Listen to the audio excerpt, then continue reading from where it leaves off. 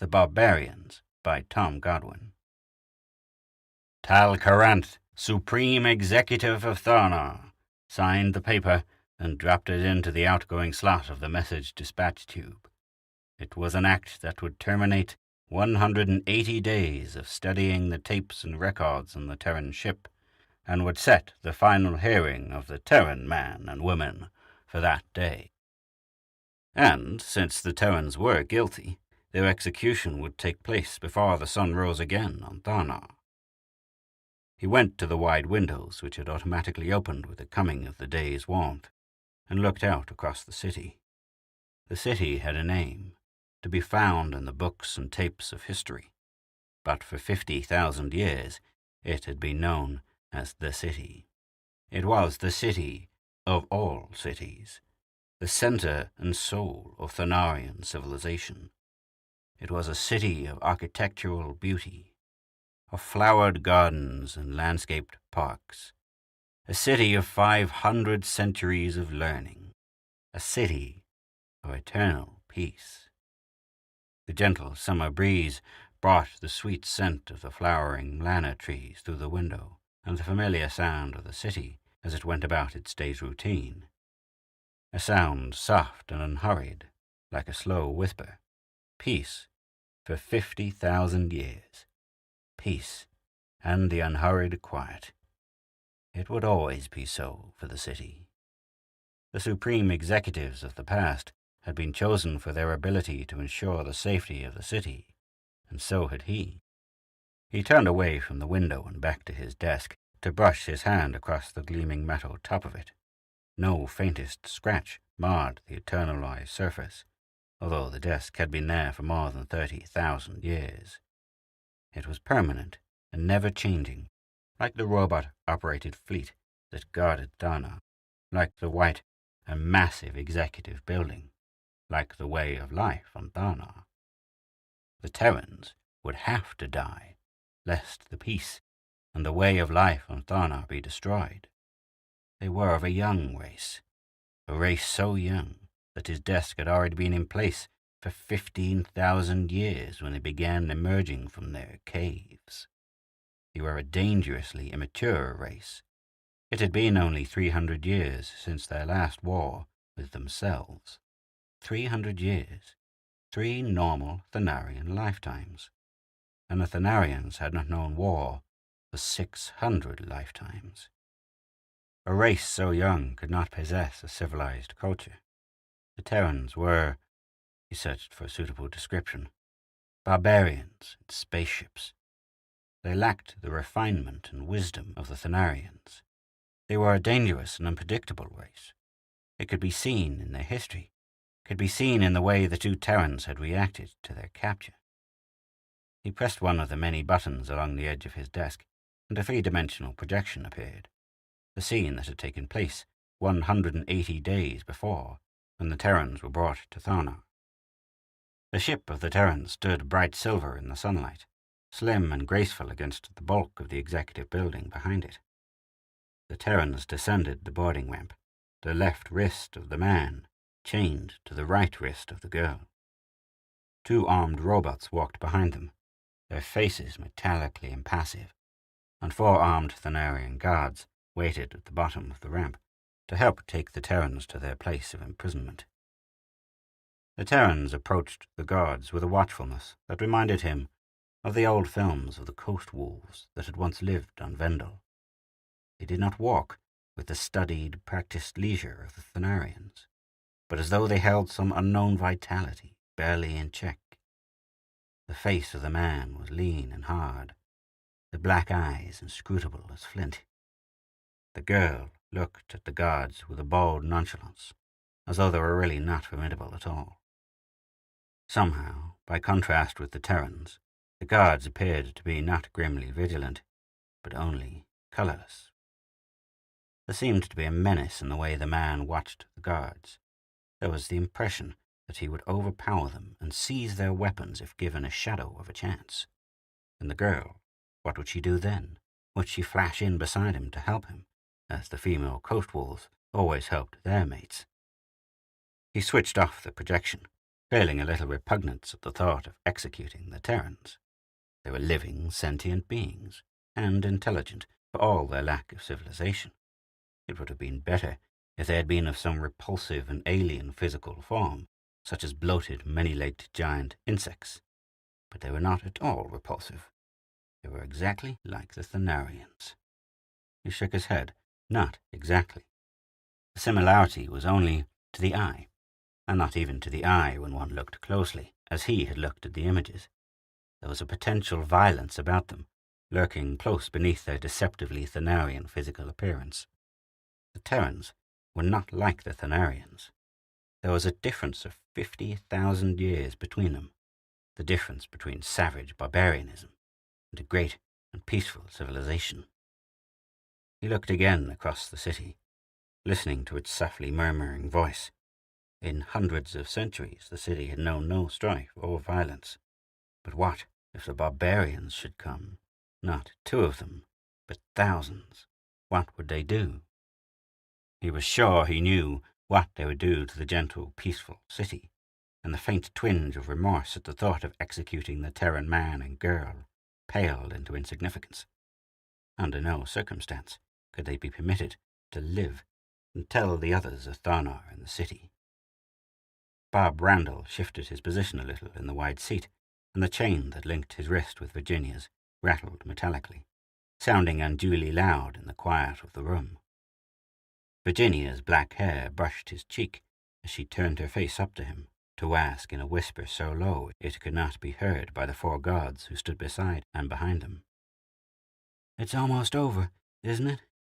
He nodded, as she turned her attention back to the 5 judges, seated at the row of 5 desks before them. The grey-haired one at the center desk, Bob knew, was the one in charge of the proceedings, and his name was Vortigern.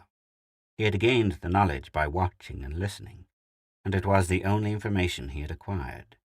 He did not know the names of the other 4 judges, not even for sure that they were judges, and that it was a trial. There had been no introductions by the Thanarians, no volunteering of information. Vortigern spoke to them. "Yes, in fact, the facts are these. You claim that your mission was of a scientific nature, that the 2 of you were sent from Earth to try to reach the center of the galaxy, where you hoped to find data concerning the creation of the galaxy. Your ship carried only the 2 of you, and is one of several such ships sent out on such missions. Since the voyages of these small exploration ships were expected to require an indefinite number of years, and since the occupants would have to endure each other's company for those years, your government thought it more feasible to let the crew of each ship consist of a man and a woman, rather than 2 men. He saw Virginia's cheek quiver at the words, but she managed to restrain the smile. "Our system was reached in your journey," Vortigern continued, "and you swung inside to investigate our sister planet, Vendal. You were met by a guard ship before reaching Vendal, and it fired upon you. Instead of turning back, you destroyed it with a tight beam adaptation of your meteor disintegrator." Vortigern waited questioningly, and Bob said, "Our instruments showed us that the guard ship was robot-operated. They could discern nothing organic in the ship, nothing alive. The same instruments showed us that this planet, Vendal, possessed operating mines and factories, and no organic life other than small animals. We know that machines neither voluntarily build factories nor reproduce other machines, yet the mines and factories were operating.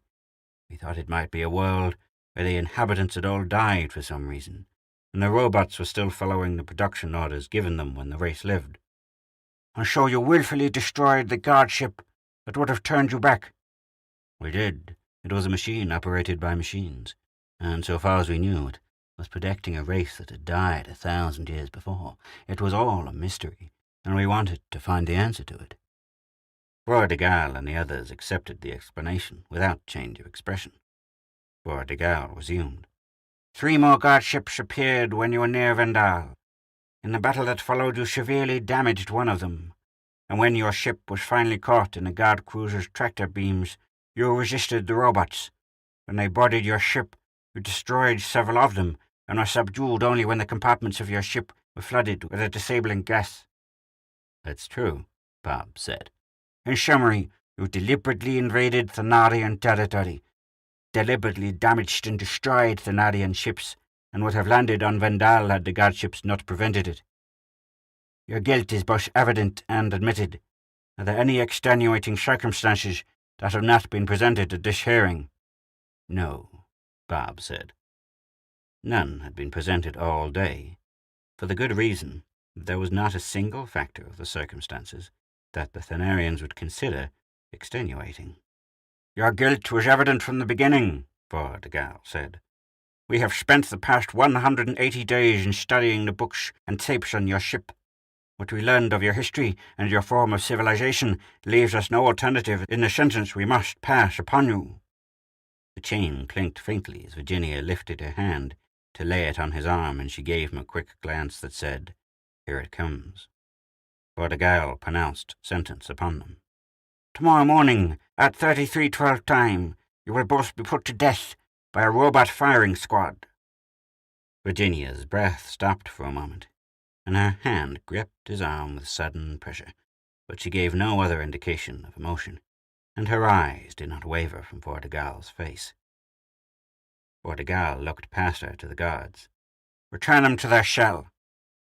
The guards produced another chain to link their free arms together behind their backs, and they were marched across the room and out the door. Outside, the sun was setting, already invisible behind a low-lying cloud. Bob calculated the designated time of their execution in relation to the Terran time, as given by his watch, and found that 3312 would be about halfway between daylight and sunrise.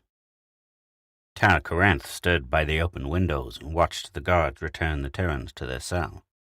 Extra guards, both robot and Thanarian, had been posted inside and outside the prison building for the night to prevent any possibility of an escape.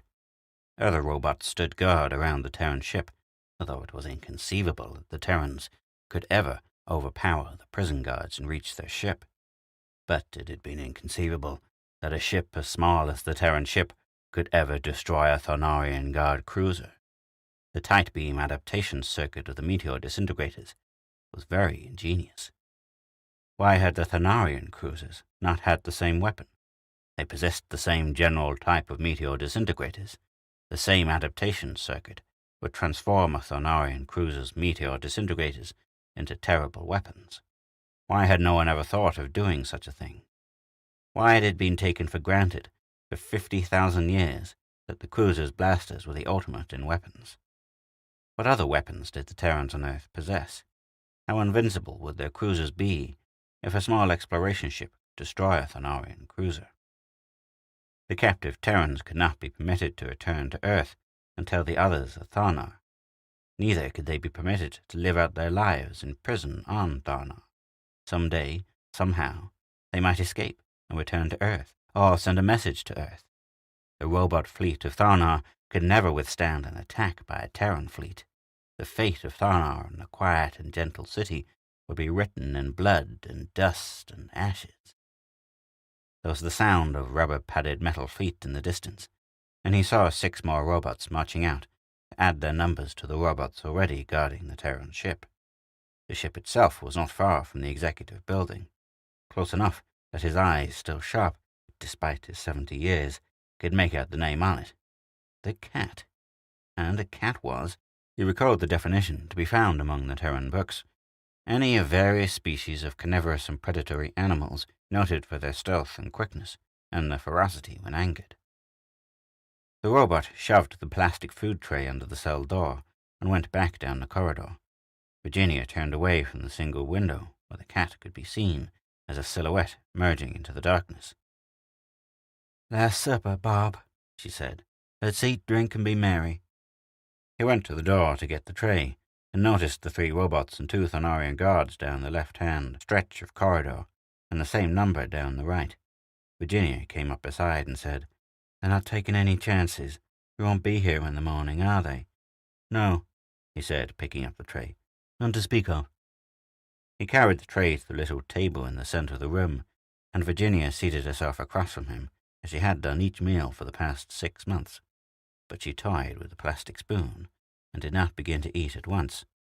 "I wonder why they made it a firing squad," she asked. You'd think they would have used something ultra-civilized and refined, such as some painless and flower-scented gas. Spies were executed with firing squads during the last Terran War, 300 years ago, he said. He smiled thinly. I suppose they consider us spies and want us to feel at home in the morning. I'm glad they do. I don't want to be shut up in a room. I would rather be out under the open sky. She poked at the rim of her tray again. They never did tell us why, Bob. They didn't tell us anything, only that they had no alternative. We didn't hurt any Thanarians. We only destroyed one of their ships and some of their robots. We upset their sense of security and showed them they're not secure at all. I suppose they're afraid of an attack from Earth. They didn't tell us anything, she said again. They act as though we were animals. No, he said. They don't seem to have a very high opinion of our low position on the social evolution scale.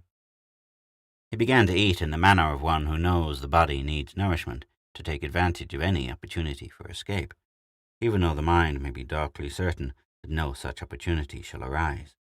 You ought to eat a little, Ginny, he said. She tried, and gave up after a few bites. I guess I'm just not hungry. Not now, she said. She glanced at the darkened window where the cat had become invisible. How long until daylight again, Bob? He looked at his watch. 7 hours. 7 hours. A touch of wistfulness came into her voice. I never noticed before how short the nights are. The robot laid the material Tancarant had requested on his desk, the records and tapes from the Terran ship, and withdrew. Tancarant sighed wearily as he inserted the first tape in the projector, wondering again why he felt the vague dissatisfaction, and wondering why he hoped to find an answer among the material from the Terran ship. It would be an all-night task, and he could hardly expect to find more than he already knew.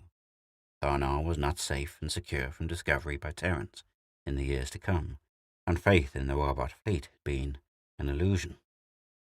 Before setting the projector in operation, he put the call to his daughter. Falna's image appeared before him, reclining on a couch where 2 robots worked at caring for her fingernails. She raised up a little as his image appeared before her, and the robot stepped back. Yes, father, she asked. She waited for him to speak, her wide grey eyes on his image, and her jet-black curls framing her young and delicately beautiful face. For a moment, she reminded him of someone more mature and strong. With something of a shock, he realized it was the Terran girl his daughter reminded him of, that the Terran girl seemed the more mature of the two, although Thrana was 28, and the Terran girl was 22. They had the same grey eyes and black curls, the same curve to the jaw, the same chin and full lips. But the similarity was only incidental. There was a grace and a gentleness to Thrana's beauty, a grace and gentleness that was the result of 50,000 years of civilization. Beneath the superficial beauty of the barbarian girl lay only an animal-like vitality and potential violence. Yes, father, Thrana asked again in her carefully modulated voice. Are you going to the theatre tonight, Thrana? Yes. Tonight's play was written by the Red Thorn, and is supposed to be almost as good as one of the classics. Why do you ask, father? I called to tell you that I have to work late tonight. I may not be home until morning. Couldn't you let a robot do it? No, I have to do it myself. Does it have to do with those 2 aliens? Yes. A little frown of worry appeared, and as quickly disappeared. Her slim fingers touched her forehead for a moment, to smooth away any vestige of a wrinkle. And she said, It will be such a relief when they're finally disposed of. Whenever I think of how they might escape and get into the city, it frightens me. Are you sure they can't escape, father? There is no possibility of their escaping, he said. You go ahead with your plans for the evening. Will you come home when the show is over? Not for a while. Kin is taking me dancing afterward. Where you went last time? The place where they were reviving the old dances? No, nobody goes there anymore. Those old dances were rather fun, but they were so tiring. Our modern dances are much slower and more graceful, you know. All right, Dralna, he said in dismissal. Enjoy yourself. Yes, father. She was reclining on the couch again, her eyes closed, and he switched off the image. He sat for a little while before turning on the tape projector, recalling his conversation with her, and a feeling growing within him that he was almost on the verge of discovering still another menace to Thana. Virginia held her hands to her face to shade her eyes as she looked out the window. "What you can see of the city from here is all bright with lights," she said. "But there's no one on the streets, only some robots. Everyone in the city must be in bed." "That's the way it's been every night," he said. "Early to bed and late to rise. They're an odd race. I wonder what they do to pass away the time. But what they're doing now is something you should be doing, resting." She turned away from the window. "I'm not sleepy. I keep thinking of the cat out there waiting for us, and how we might get to it if we could only get hold of a blaster." "Which we can't try to do until they come for us in the morning. Some rest now might mean a lot then." "All right, Bob." She went to him and sat beside him on his cot. "What is it now? How much more time?" "About 3 hours." She leaned her head against him, and he put his arm around her. "I guess I am a little tired," she said, "but don't let me go to sleep." "All right, Ginny. It's only 3 hours and never any more, if we aren't lucky in the morning, and if we aren't lucky, I don't want to have wasted our last 3 hours. Tal Caranth stood before the window again and watched the city as it slept in the pre-dawn darkness. How many slept in the city? Once there had been 3 million in the city, but each census found the population to be less. 5 years before, there had been less than 1 million. 2/3 of the city was a beautiful shell that housed only the robots that cared for it. What was wrong? And why had it never occurred to him before that there was something wrong? He went back to his desk, where the material from the Terran ship littered the eternally top of it, and sat down again. He was tired and frustrated. A menace faced Thana, and no one seemed to realize it. The coming of the barbarians had awakened him to the fallacy of trusting the robot fleet, but there was still another danger, and the robot fleet would be more helpless before the newly discovered danger than it would be before the Terran ships. He pressed a button, and music filled the room, music that had always before been soothing and restful to hear, but it sounded flat and meaningless compared with the throbbing barbarian music he'd heard that night, and he switched it off again. It was wrong. It was one of the latest compositions, one that had been acclaimed as almost as good as one of the classics. Almost as good, like the play Thralna had attended, like the art exhibits, the athletic records, the scientific discoveries, like everything in the city and on Thana, almost as good, but never quite as good as they had been 50,000 years before. Was that part of the answer? No, not part of the answer, part of the problem, part of the danger greater than a barbarian invasion. There was no answer that he could see. Something had been lost by the Thanarians 50,000 years before, and he was neither sure what it was nor how to give it back to them. He pressed the button that would connect him with Security Officer Ten Quoth. Of the 2 problems, it was only within his power to handle the immediate phase of the first problem, to make the final authorization of the execution of the Terrans. Bob looked again at the window, which had lightened to a pale grey square. It was already daylight outside. It would not be long until the guards came for them. Virginia had fallen asleep at last, more tired than she had thought, and she still slept with her head against his shoulder and with his arm around her to support her. He straightened his legs slowly, not wanting them to be numb from lack of circulation when the guards came, and not wanting to awaken Virginia to grim reality any sooner than he had to. But the slight movement was enough. She opened her eyes drowsily, then the sleepiness gave way to the hard jolt of remembrance and realization. She looked at the grey window and asked, "How much longer?"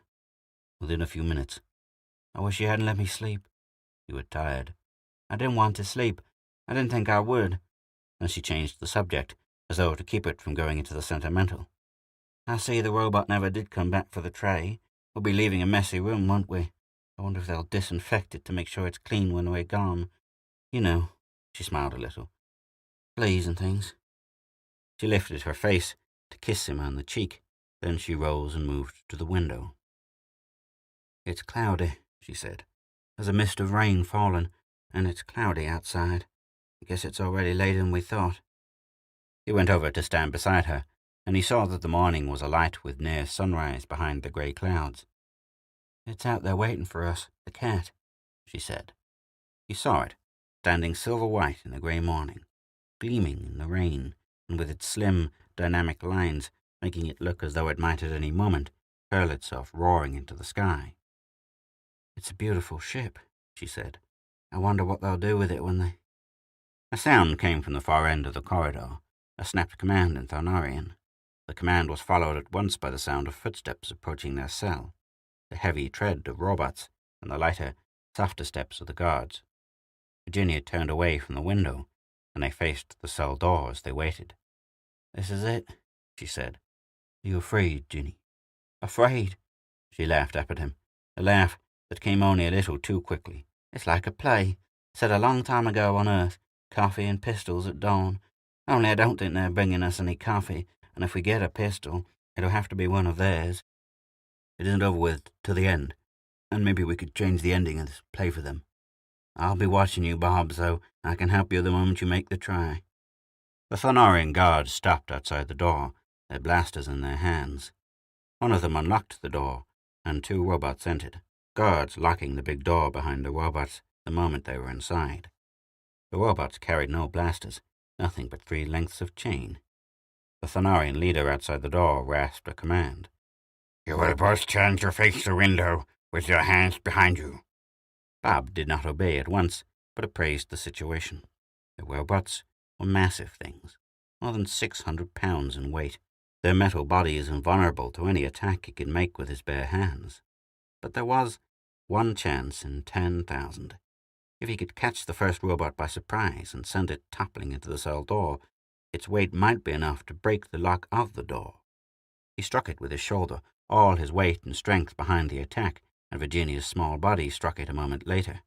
But it was like shoving against a stone wall.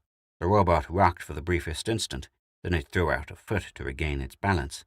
The other robot snapped a chain around his wrists while Virginia fought it. "Don't, Ginny," he said, ceasing his own struggles. "It's no use, honey." He stopped then, and the robot jerked her arms around behind her back to lock the second chain around her wrists. She smiled up into his dark and somber face. "We tried, Bob. They were just too big for us." A third chain, longer than the first 2, was produced. He felt the cool metal of it encircle his neck, and heard the lock snap shut. The other end of it was locked around Virginia's neck. The cell door was opened, and the guard leader commanded, "Step forward. The robots will guide you." They stepped forward, the robots beside them gripping their arms with steel fingers. The chain around their necks rattled from the movement of walking, linking them together like a pair of captive wild animals. Bob wondered if the chain had been solely as another precaution to prevent their escape, or if it had been a deliberate act of contempt. The Tharnarians feared them, and because they feared them, they hated them. Did it bolster the morale of the Thanarians to deliberately treat them as though they were animals? They stepped out into the cool dawn, into a small courtyard with a black stone wall at its farther side. The sky was bleakly grey, and the rain was falling as a cold mist, dampening Virginia's face as she looked up at him. "The last mile, Bob." "Walk it straight and steady, Ginny. They're watching." "How else would we walk it?" she asked calmly. They came to the wall where a metal ring had been set in the stone. There was a chain fastened to the ring, and when the robots had swung them around with their backs to the wall, the free end of the chain was locked to the center of the chain around their necks. Again, it could be an added precaution, or it could be the final attempt to let their execution be like the killing of a pair of dangerous animals. It didn't really matter, of course. 2 of the armed robots who had walked with the guards took up a position 20 feet in front of them, blasters in their metal hands. The robots who had chained them stepped to one side, away from the line of fire. The leader of the guards lifted his arm to look at his watch and said something to the robots. The robots lifted their blasters at the words and leveled them, one aimed at Virginia's heart and one at Bob's. But the expected blast did not come. The guard leader continued to observe his watch. Apparently the first command had meant only aim. The fire command would come when the hands of the watch reached the 3312 mark. Virginia's shoulder was warm against his arm, but her hand, when it found his behind their backs, was cold. "They cheated us," she said. "We were supposed to have a whole firing squad." The guard leader gave another command, and there was a double click as the robots pressed the buttons that would ready their blasters for firing. Virginia swayed a little for the first time, a movement too small for the Thanarians to see, and one from which she recovered almost at once. I'm all right, she said. I'm not afraid, Bob. Of course you're not, Ginny, of course you're not. The guard leader had returned his attention to his watch, and the seconds went by. Long seconds, in which the only sound was the almost inaudible whisper of the rain against the stone wall behind them. Virginia looked up at him for the last time, the cold mist wet on her face. We've had a lot of fun together, Bob. We never expected it to end so soon, but we knew all the time that it might. We'll go together, and that's the way we always wanted it to be, wherever and whenever it might happen. Then she faced forward again, and they waited, the rain whispering in the wall behind them, and forming in crystal drops on the chain around their necks. He did not waver again as she stood beside him, and he knew she would not when the end came. The guard leader dropped his arm, as though he no longer needed to refer to his watch. He glanced at them very briefly, then turned to the robots, his face revealing the command he was going to give. Virginia's hand tightened on his own in farewell, and he could feel the pulse of her wrist racing hard and fast. But she stood very straight as she looked into the blaster, and they heard the final command to their robot executioners. Darind Senda! 33-1. Tal Karanth looked again at the timepiece on the wall. 33-1. At the end of 11 more small fractions of time, the Terrans would no longer exist. What was life? What was the purpose behind it all? In 50,000 years, the Thanarians are no nearer the answer than their ancestors had been. Why should there be life at all? Why not the suns and planets, created by chance and devoid of life? And why even the suns and planets, the millions of galaxies racing outward across the illimitable expanse of space and time? Why the universe, and why the life it contained? Why not just nothing? The Barbarians had set out to find the answer within 100 years after the building of their first interstellar ship, and Tharnar's interstellar ships had not been outside the system for 50,000 years. No Thanarian had been as far as Vendel for 15,000 years. Why had the Thanarians lost their curiosity? The curiosity and desire to learn that had created the past glory of Tharnar.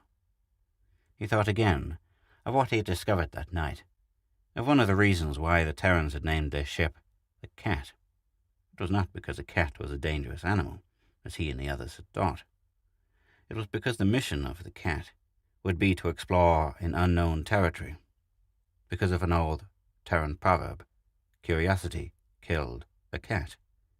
He did not yet understand the second reason behind the name, but the first reason showed that the Terrans were not without a sense of humor. How long had it been since he had heard a Thanarian laugh at himself, at his own failings, or possibility of failure? Never. Yet, wasn't that pride? What was wrong with the high-headed pride that admitted no inferiority, no failure? Wasn't 50,000 years of civilization something of which to be extremely proud? 33-5. He went to the window and pressed the button that would open it against the mechanical will of the automatic health guard equipment. It slid open, and he breathed the cool, moist air that smelled of wet earth and grass, and the odor of the planetary flowers that were closed against the rain and would not open until the sun came out. The city was quiet in the grey of the morning. He could see one pedestrian and 3 moving vehicles in the entire visible portion of the city. The city, like the flowers of the lana trees, were not open into life until the storm was over and the sun was shining again. 33-9. The city, like the flowers of the lana trees, the beauty and perfection of them both, was the result of 50,000 years of breeding to bring about that perfection. The city, like the flowers of the lana trees. But flowers were without purpose, were only vegetation. And what was the purpose of the city? He did not know. He was the supreme executive of Tharnar, and he did not know. 33-10. He went back to his desk and switched on the 3-dimensional projection of the scene that would be taking place in the courtyard behind the prison. The man and the girl stood chained to the wall, and the robots were waiting for the third and last command from the guard leader, the blasters in their hands, as steady as though held in vices, and their metal faces impassive. He increased the magnification of the scene, drawing the images of the man and girl closer to him. There was no reading the man's face, other than the hardness and lack of fear. But on the face of the girl was a defiance that seemed to shine like a radiance about her. He was reminded of the physical similarity between the barbarian girl and his daughter. But now the similarity had faded to a shadow. There was something vital and alive about the barbarian girl. There was a beauty to her in the way she waited for death that was strange and wild by Thanarian standards. What had Thralna said the night before? Whenever I think of how they might escape and get into the city, it frightens me. It frightens me. What if it was Thralna who stood before the robots? Would she have a Thanarian pride, as she looked into the black muzzle of the blaster, and knew she had only a few more heartbeats of life left? Would she stand with a bold defiance of the barbarian girl, or would she drop to the ground and plead for her life? He knew the answer. But it was not Thralna's fault that she was as she was. She was only like all the others of Tharnar. 33:11. How different they were, the two barbarians, and the men and the women of Tharnar. Yet the difference would cease to exist within a few moments, when the man and girl were dead, when all the life and restless drive were gone from them, and they lay still on the cold, wet ground. They would look the same as Thanarians. How did it feel to die in the cold dawn on an alien world, 1,000 light years from your own? But they had known such a thing might happen to them. They'd named their ship the Cat because of that. Because of that and something else. Suddenly, clearly, he understood the second reason for the name of the ship. 33:12. The guard leader dropped his arm to give the last command to the robots. Tal Karant's mind raced, and he saw two things with vivid clarity. He saw the inexorable decline of Tharnar and the city continuing down the centuries until the little spark that was left smouldered its last and was gone. And he saw the way death would obliterate the wild and savage beauty of the barbarian girl, knew that it would go when the life went from her, to leave her with a beauty that would be colourless by contrast, that would be like the beauty of a Lana blossom or a Thanarian woman. And he thought he could see the answer to the menace that faced Tharnar and the city. "Doran!" The guard leader's first word of command came. Tal Karant's finger stabbed at one of the buttons along his desk. He shoved it down to deactivate the robot executioners, and they were frozen in immobility when the final word came. "Tenda!" He snapped the switch, which connected him with the office of Security Officer Ten Quath, and said, "Have the change taken from the Terrans, and see that they are given comfortable and unguarded quarters. Tell them that they have been pardoned by the Supreme Executive, and that they are free to leave Tharnar whenever they wish." It was mid-morning of the next day, bright and warm, with a few fleecy white clouds drifting across the blue sky. Tal Karant stood before the window again, Vortigall beside him, and watched the city come to life, slowly and leisurely, as it had come to life each mid-morning for the past 50,000 years. Vortigall looked toward the Cat, where the boarding ramps had already been withdrawn and the airlocks closed. "They're ready to go," he said. "I hope you haven't made a mistake in what you did. The other Terrans will learn of us now, and when they come—" He let the sentence trail off, unfinished. "We have a great deal to gain by the coming of the Terrans," Tal Karant said, "and little to lose." "Little to lose?" Vortigall asked. "We have Tharnar and a city to lose. We have our lives and our civilization to lose." "Yes, our civilization," Tal Karant said. "Our God that we worshipped, our civilization. Look, listen to what I have to say. I did some thinking the night the Terrans were waiting to be executed. I'm afraid it was probably one of the few times, for thousands of years, that a Thanarian ever tried to critically examine the Tharnarian way of life. I started from the beginning, more than 50,000 years ago, when the interstellar ships of Tharnar were actually interstellar, and were manned by men instead of robots. It was a good start we made in interstellar exploration, but it didn't last very long. We wanted to associate with our cultural peers, and there weren't any. We didn't attempt to make any contact with the primitive races we found. We felt that there would be no point in doing so. Tharnar possessed the highest and the only civilization in all the explored regions of the galaxy, and younger races had nothing to offer us. The time came when no more exploration ships were sent out, We retired to Tharnar and Vendal and surrounded them with a robot-operated fleet to keep out the inferior races when they finally did learn how to build spaceships. We devoted ourselves to our social culture and became imbued with self-satisfaction, with the assurance that we of Tharnar possessed the full flowering of culture and progress. We withdrew into a shell of complacency, and each generation lived out its life with comfortable, methodical sameness, and our robot-operated fleet was on guard to prevent any other race from annoying us, from disturbing us in the wisdom and serenity of our way of life. 15,000 years ago, the last of us in Vendel returned to the more ideal world of Tharnar, and there was plenty of room for them on Tharnar by then. The population had been decreasing for thousands of years. It's decreasing right now. Women don't want to have children anymore. It's an inconvenience for them. They want comfort, the full stomach, the soft couch, the attention of their robots, and men are the same. There was no longer any incentive for living on Tharnar other than to duplicate the lives of our ancestors. There was nothing new, nothing to be done that has not already been done better. So we lapse into an existence of placid satisfaction with the status quo. We vegetate. We're like plants that have been seeded in the same field for so many centuries that the fertility of the soil is exhausted. This barren field in which we grow is our own form of culture. Do you see what the ultimate end will have to be, Vor? He had thought old Vortigall would reply with a heated defense of Tharnarian civilization, but he did not.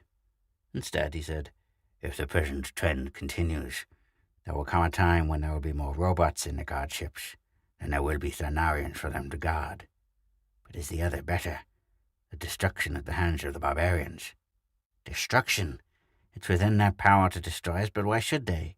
It will be unpleasant for many Tharnarians to contemplate, but an unbiased study of the Terrans shows that they would not want the things we have on Tharnar and in the city, that they would not consider Tharnar and the city worth the trouble of conquest." "A conjecture," Vortigall said. "And even if you are right, and the Terrans never come to destroy us, what are we to gain by taking this risk?" "New life. We've been too long in the barren field of our own culture. We've lost our curiosity, our desire to learn, a sense of humor that would permit us to make honest self-evaluations, our pride and courage.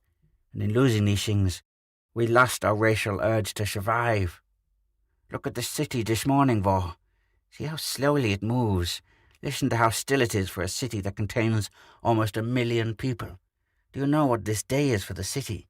It's one more act, to be added to all the thousands of acts in the past, on the city's rehearsal for extinction. The Terrans have what we lost. They're a young race with a vitality that's like a fire, where our own is like a dying spark. That's why I let those two go, why I want the others of their kind to know of Tharnar and come here.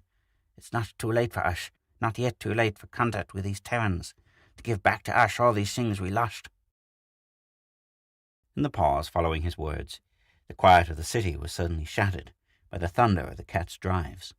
It lifted, shining and slender and graceful, and hurled itself up into the blue sky. Tal Coranth watched it until it was a bright star, far away and going out into the universe beyond, until the sounds of its drives had faded and gone. He looked away from the sky and back to the slowly moving, softly whispering city, the city that was dying and did not know it. He felt the stirring of an uneasiness within him, a strange, non-physical desire for something. It was the first time in his life that he had ever felt such a sensation. It was something so long gone from the Tharnarians that the Tharnarian word for it was obsolete and forgotten, but the Terran word for it was Wanderlust. "I almost wish I could have gone with them, Vor," he said. "They're going to try to reach the heart of the galaxy and see if they can find the answer to creation. And we on Tharnar spend our lives sipping sweet drinks as we discuss trifles and wait for the sun to shine warm enough for us to emerge from our air-conditioned houses." "If you're right in thinking that Terrans won't come to plunder Tharnar and the city," Vortigall said, "then it will be interesting to know what those two find when they reach the center of the galaxy.